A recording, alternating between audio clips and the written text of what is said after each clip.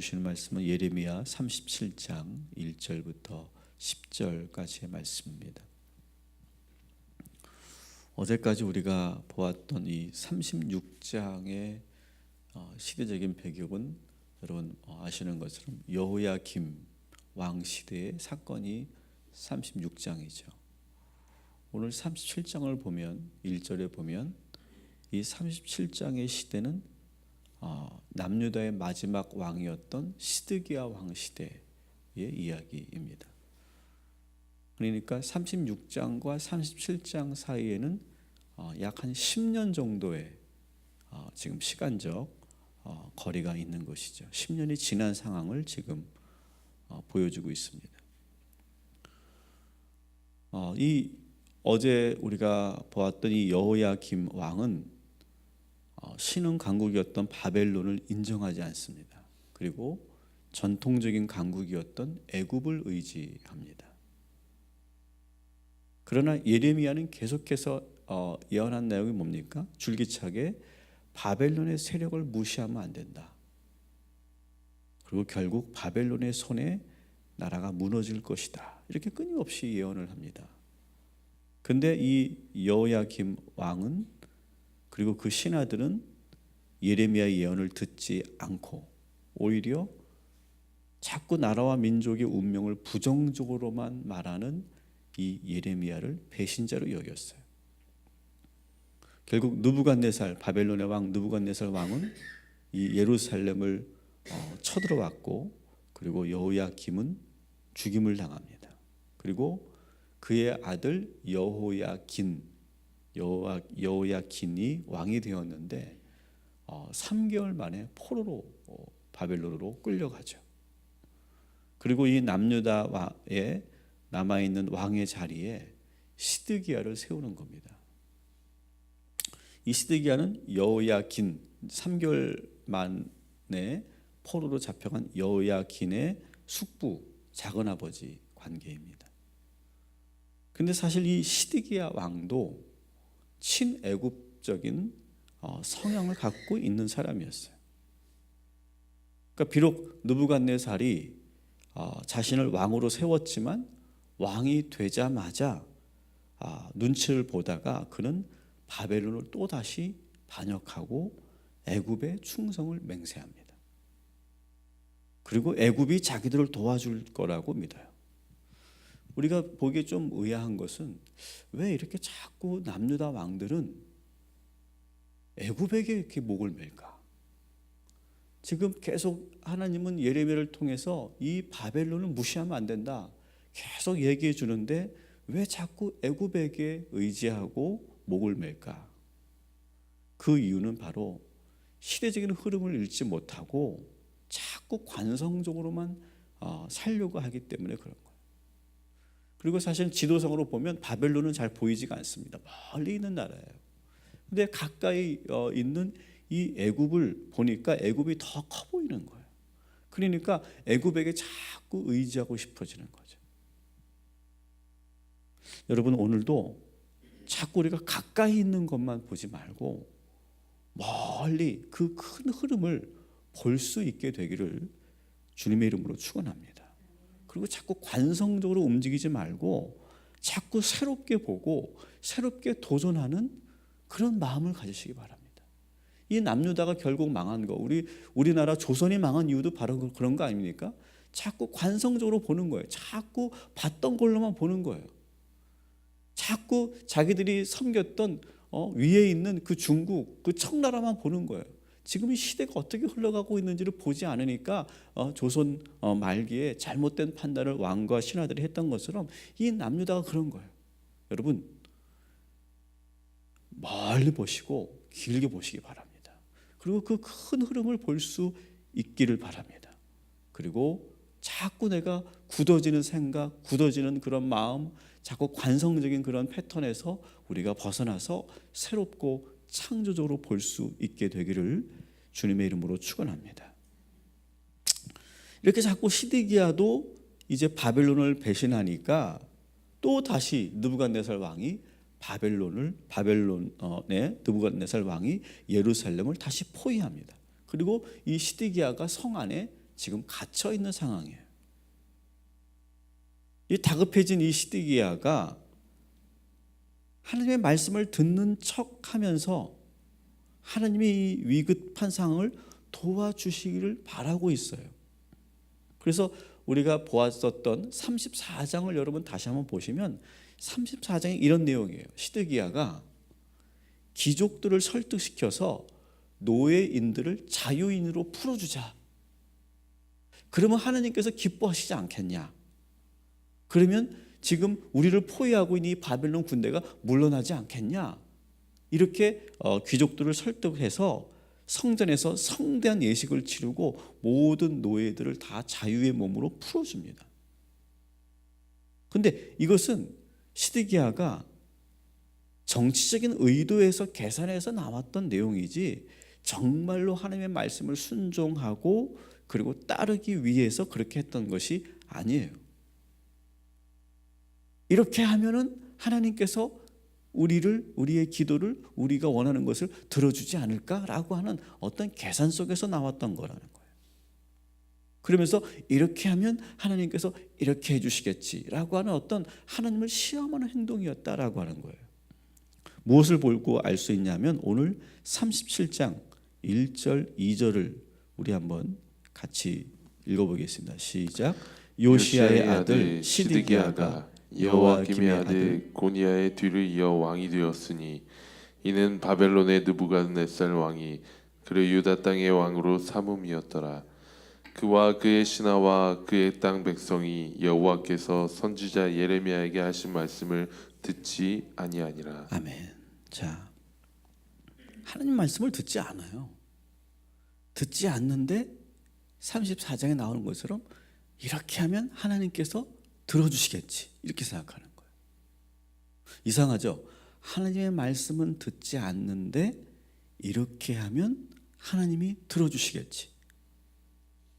이상하지만 아마 여러분도 이런 마음이 어떤 마음인지 이해는 하실 거예요. 하나님의 말씀을 믿지 않으면서도 믿는 척하는 거예요. 시드기야는 이런 행동을 잘합니다. 그래서 3절을 보면 31장 3절을 보면 예레미야에게 적극적으로 달려가서 막 나를 위해서 기도해달라고 막 부탁해요. 이 모습도 보면 정말 하나님을 두려워하고 하나님 말씀을 정말 잘 순종할 것처럼 보이고 정말 예레미야의 기도대로 될 거라고 믿는 것처럼 보여요. 근데 이것도 다 뭐예요? 연기고 퍼포먼스예요. 하나님과 예레미야는 이 시드기야의 이 모습을 모를 리가 없어요. 근데 사실 우리들 가운데도 이런 모습의 신앙을 하는 사람들이 많이 있죠. 믿지 않으면서 믿는 척. 그리고 이렇게 하면 하나님께서 들어주시겠지 라고 하는 그러한 아주 그 미묘한 그런 왜곡된 신앙들. 시드기야가 정치인이었죠. 오늘날 정치인들도 신앙생활을 할 때 보면 이런 모습을 참 많이 보여요. 좀 오해가 되지 않으면 좋겠지만 어쨌든 정치를 하면서 신앙생활을 하는 게 참 어렵구나. 저는 그분들을 보면서 그걸 느껴요. 이분들을 보면 선거철이 되면 아주 정말 열심히 신앙생활하는 것처럼 보여요. 근데 선거철이 끝나면 안 보여요. 근데 사람들 앞에서는 정말 믿음 좋은 사람처럼 보여요. 뭐 집회에 강서로 초청받기도 하죠. 왜? 워낙 정치로 유명한 사람들이니까. 그러면 그 자리에 올라서면 정말 자신이 어떻게 신실하게 신앙생활을 했는지 또 하나님의 공의와 그 정직하심이 어떻게 나타났는지 자기의 삶 속에서 그것을 증거해요. 근데 나중에 보면 그 크리스찬 정치인들이 나중에 어떤 그런 뉴스에서 보면 아니 어떻게 이런 일을 할 수 있을까? 그런 일들을 하는 그런 크리스찬 정치인들이 참 많이 있어요. 우리가 알고 있는 많은 분들이 그런 모습을 볼 때가 참 많아요. 근데 여러분 이게 정치인들만의 문제는 아닌 것 같아요. 우리들도 사실 하나님의 말씀을 듣고 싶은 것만 듣고 다 믿지 않으면서, 그러면서도 이렇게 하면 이렇게 해주시겠지라고 하는 그런 계산 속에서 신앙생활 할 때가 얼마나 많이 있습니까? 우리는 사실 이 시드기야를 비판할 자격이 없어요. 우리가 정치인들의 신앙을 탓할 수도 없어요. 우리들도 믿지 않으면서 믿는 척하고 정작 우리의 삶은 세상적 논리로 살아가는 우리들의 모습을 오늘 이 시드기야를 통해 돌아보고 나의 그 모습을 솔직하게 주님 앞에 내어놓는 오늘 이 아침이 되시기를 주님의 이름으로 축원합니다. 이 시드기야가 이 노예들을 자연으로 풀어주니까 놀라운 일이 생겼어요. 어떤 일이 생겼는지 5절을 같이 읽어볼게요. 시작. 바로의 군대가 애굽에서 나오매 예루살렘을 에워쌌던 갈대아인이 그 소문을 듣고 예루살렘에서 떠났더라. 자, 이걸 보시면 시드기야가 야 이거 봐라, 정말 노예들을 자유로 풀어주니까 정말로 이 바벨론이 물러났네, 이렇게 생각하는 거예요. 근데 실제로 여러분 정말 자기가 그렇게 노예들을 자유로 풀어주니까 바벨론 군대가 물러난 걸까요? 그게 아니에요. 지금 바벨론이 예루살렘을 포위했다고 하니까 애굽이 약속대로 원정을 와준 거예요. 원정을 오는 것을 이 바벨론 느부갓네살 왕이 알고 이 차제에 저 애굽 군대를 완전히 물리쳐야 되겠다 생각하고 예루살렘에 포진해 있던 이 군사들을 이끌고 지금 애굽과 지금 충돌을 한 거예요. 근데 그것을 이 시드기야 왕은 이거 봐, 우리가 이렇게 했더니 저 바벨론 군대들이 물러났어, 이렇게 지금 착각하고 있는 거죠. 애굽 군대와 바벨론 군대가 싸워서 애굽 군대가 완전히 소멸됩니다. 그리고 어떻게 했을까요? 다시 이 바벨론 군대가 예루살렘을 치고 들어옵니다. 그걸 모르는 거예요. 시드기야 왕은 이렇게 믿고 싶었던 거예요. 내가 노예를 풀어주었더니 정말로 하나님이 바벨론을 물리쳐 주셨다. 이런 식으로 계속하면 상황이 점점 좋아지겠다. 그리고 이때 이 좋은 상황에서 예레미야가 희망적인 예언 한 번만 해주면 모든 것이 다 좋아질 거다, 이렇게 생각하는 거예요. 그러면서도 여전히 그는 하나님의 말씀을 믿지 않아요. 계속 자기 그 정치적인 입장, 자꾸 친애굽적인 입장을 계속 가지고 있는 거예요. 자기 고집대로 사는 거예요. 형식적으로는 하나님을 잘 믿는 것처럼 보이지만 여전히 진짜로 하나님을 믿지 않는 모습. 여러분 이런 거랑 똑같은 거예요. 여러분 우리가 신앙생활 하면서 어떤 그런 기도의 제목이 있거나 어려운 문제가 있으면 이런 생각을 우리가 많이 하죠. 야, 금식 기도하면 하나님이 들어주실려나? 새벽 작정하면 하나님이 응답하실려나? 성경 일독하면 그때 하나님께서 그 사이에 들어주실려나? 들어주시겠지? 그렇게 생각하는 어떤 종교적인 행위를 하면 하나님께서 들어주실 거라는 생각, 이 모든 것이 다 시드기야적인 신앙의 모습이라는 거예요. 여러분 기도하지 말라는 게 아니에요. 이게 참 복잡 미묘해요. 아주 미묘한 거예요. 기도하는 모습을 보이면 하나님께서 들어주시겠지. 이것이 시드기야적인 거예요. 그런데 그것이 아니라 지금은 내가 기도해야 될 때고, 기도할 때 하나님께서 나에게 이 시험을 이길 수 있는 힘을 주실 거고, 그리고 내가 지금 하나님밖에 의지할 수가 없어서 내가 이 전에 나오면 그것은 순전한 거예요. 그런데 내가 계산적으로 이렇게 하면 이렇게 해주시겠지 라고 생각한다면 그것은 시드기야적인 그런 신앙의 모습이라는 거죠. 여러분이 충분히 이해하셨을 거라고 저는 믿습니다. 여러분 신앙생활은 어떤 거래가 아니에요. 하나님을 시험하는 게 아니에요. 눈치 보면서 하는 게 아니에요. 여러분, 우리가 어릴 때 공부할 때도 그런 거 아니겠어요? 정말 나의 미래를 위해서, 나의 진로를 위해서 열심히 공부하는 것과 엄마가 나를 지켜보니까 공부하는 것과는 다른 거 아니겠어요? 여러분, 시디기아처럼 신앙생활 하지 마시고 정말로 우리가 진심으로 하나님 앞에 나아가는 저와 여러분이 되기를 주님의 이름으로 축원합니다.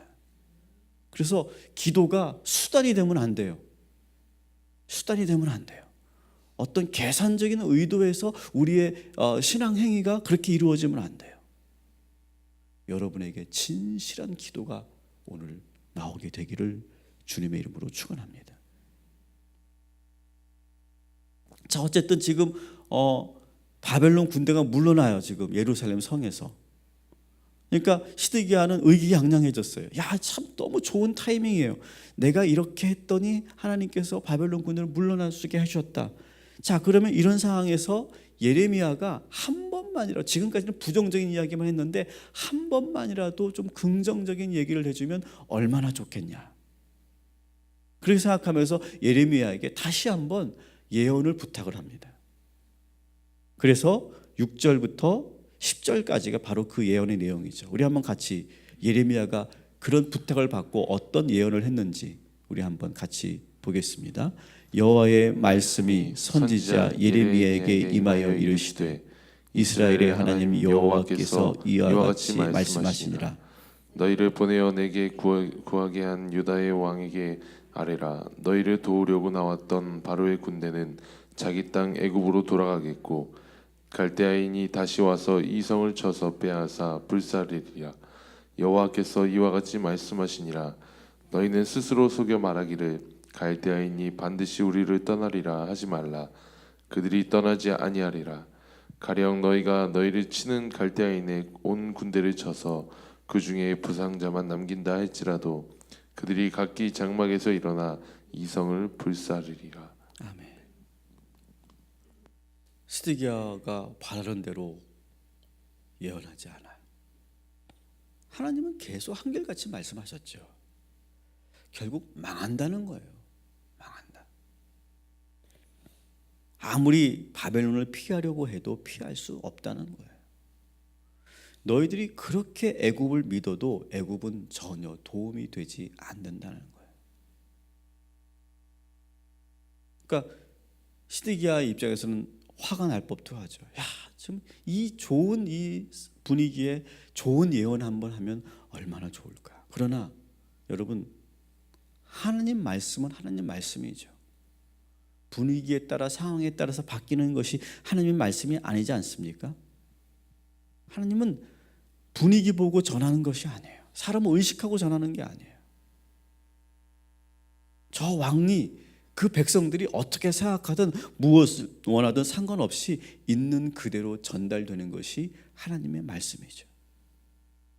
여러분, 계속 제가 몇 번 말씀드렸지만 우리는 자꾸 듣기 좋은 소리를 들어야 된다고 생각하는 그러한 삶의 자세에서 벗어나서 듣기 좋든 듣기 싫든 정말 진짜 하나님의 말씀을 들을 수 있는 귀가 있기를 주님의 이름으로 축원합니다.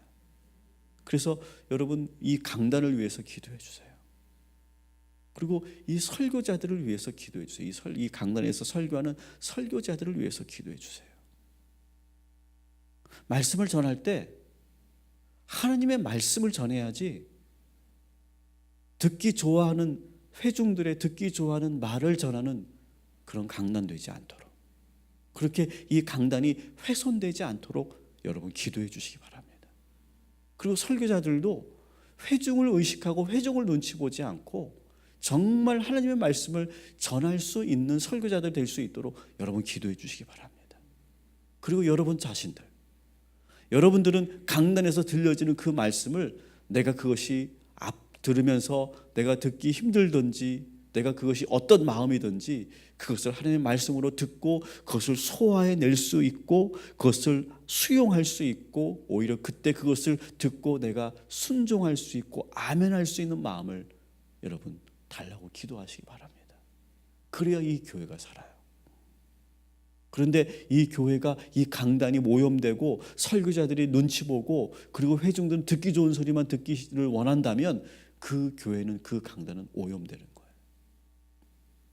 여러분, 오늘도 들을 수 있는 귀를 가지고 정말 들어야 될 하나님의 말씀을 듣는 저와 여러분이 되시기를 주님의 이름으로 축원합니다. 기도하겠습니다.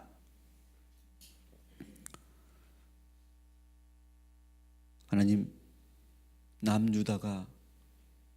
남유다의 왕들이 그렇게 애굽을 집착했던 이유는 그 익숙함에서 벗어나지 못했기 때문이고, 이 큰 흐름을 보지 못했기 때문이고, 자꾸 눈에 보이는 것에 관성적으로 살았기 때문입니다. 하나님, 오늘 이 말씀을 듣는 우리 모든 성도들에게 함께 하셔서 새롭게 보게 하시고, 그리고 관성에서 우리가 벗어날 수 있도록 인도하여 주옵시고, 눈에 보이는 그 짧은 안목만 가지고 사는 것이 아니라 길게 멀리 볼 수 있는 그 큰 흐름을 볼 수 있는 믿음의 성도들 되게 하여 주시옵소서. 시드기야와 같은 그러한 교묘한 신앙에서 벗어나게 하여 주옵소서. 시드기야와 같은 신앙을 우리도 많은 우리들의 신앙 속에서 보일 때가 있습니다. 믿지 않으면서 내 뜻대로 살 거면서 내가 이렇게 행동하면 하나님께서 이렇게 해주시겠지, 이 모든 계산이 우리 안에 깔려있는 우리의 모습을 봅니다. 하나님, 우리의 신앙이 더 순전해지기를 원합니다. 더 진실해지기를 원합니다. 그리고 정말로 하나님을 믿기를 원합니다. 그리고 계산하지 않고 하나님을 시험하지 않고, 그리고 온전히 우리가 기도에 힘쓰는 이 시간이 될 수 있도록 인도하여 주시옵소서. 하나님의 말씀은 변하지 않습니다. 하나님의 말씀을 들을 때 그 말씀이 나에게 듣기 좋은지 달콤한지 쓴지를 우리가 판단하는 것이 아니라, 그 말씀이 쓰든 달콤하든 상관없이 하나님의 말씀을 있는 그대로 들을 수 있는 그런 마음과 그리고 우리의 믿음이 되게 하여 주옵소서. 그 말씀이 때로는 나의 폐부를 찌르게 하시고, 그 말씀 때문에 내가 걸려 넘어지게 하시고, 그 말씀 때문에 내가 고민하고 전전긍긍하게 하시고, 그러나 결국 그 말씀이 내 안에 들어와서 결국 우리의 영혼을 살리고, 결국 우리가 주님의 말씀에 의지하고 순종하는 그런 능력 있고 살아있는 말씀이 우리들에게 늘 들려지는 건강한 주의 성도들 되게 하여 주옵소서. 음식도 내 입에 달콤한 것만 먹으면 우리의 몸이 해가 있습니다. 하나님, 주의 말씀을 우리가 잘 들을 수 있는 우리 모두가 되게 하여 주옵시고, 이 강단이 오염되지 않도록 주님 지켜주시고 함께하여 주시어서 우리 동탄 꿈의 교회가 정말 하나님의 진짜 말씀을 전하고 들을 수 있는 이 강단과 우리 모든 성도들 되게 하여 주시옵소서. 오늘도 우리 사랑하는 자녀들을 위해서 기도합니다. 하나님, 우리 희강이, 유준이, 영은자매, 다은이, 주님께서 오늘도 눈동자같이 지켜주시고 주님 강건케 하여 주셔서 하나님, 우리 자녀들이 정말로 건강하게 잘 자라날 수 있도록 인도하여 주옵시고, 그 밖에도 우리 동탄 꿈의 교회의 모든 영아, 유아, 유치, 초등, 중고등, 청년이 이르기까지 하나님, 우리 자녀들 지켜주시고 도와주셔서 저들의 꿈을 이루어 주시고 저들이 열심히 살게 하시고, 그리고 건강으로 지켜주시고 안전하게 보호하셔서 우리 동탄 꿈의 교회의 다음 세대들이 잘 성장해 갈 수 있도록 인도하여 주시옵소서. 우리 동탄 꿈의 교회 성도들과 이 말씀을 듣는 모든 성도들, 오늘 하루도 승리하게 하여 주옵시고, 모든 판단과 선택을 할 때마다 하나님 지혜롭게 결정하고 나아갈 수 있도록 인도하여 주시옵시고, 주의 말씀이 들려지게 하시고 주의 지혜가 충만한 하루가 되게 하여 주시옵소서. 예수님의 이름으로 기도합니다.